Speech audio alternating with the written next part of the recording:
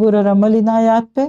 بقدر طاقت گناہوں سے ضرور رکیے، خاموش مت رہیے، گونگا شیطان نہیں بننا، دین پر ثابت قدمی کی دعائیں کرتے رہنا ہے، کسی لمحے بھی دل پلٹ سکتا ہے۔ یا مقلب القلوب ثبت قلبی علی دینک، اپنی اولاد اور افراد خانہ کو نماز کا عادی بنانے کی ہر ممکن کوشش کرنی ہے۔ توبہ کے بعد دوبارہ گناہ کرنے پر دوبارہ بھی مصیبت آ سکتی ہے، یہ قرآنی رہنمائی کا نقطہ ہے۔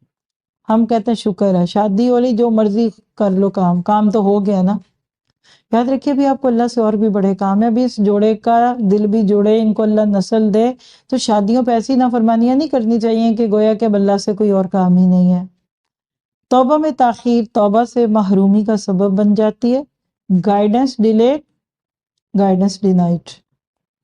فرقان دل کا نور ہے جس سے اللہ کا تقویٰ ملتا ہے اور فطرت پہ پڑے ہوئے پردے ہٹتے ہیں۔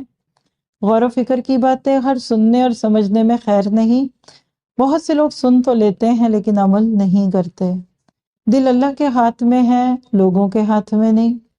مال اور اولاد آزمائش ہیں کہ کیا تم ان نعمتوں پر اللہ کا شکر ادا کرتے ہو یا ان میں کھو کر اللہ سے غافل ہو جاتے ہو، یعنی انہی کھلونوں سے کھیلتے ہوئے اب تمہیں اللہ کے لیے وقت ہی نہیں ملتا۔ تقویٰ والا حق اور باطل کی پہچان آسانی سے کر لیتا ہے۔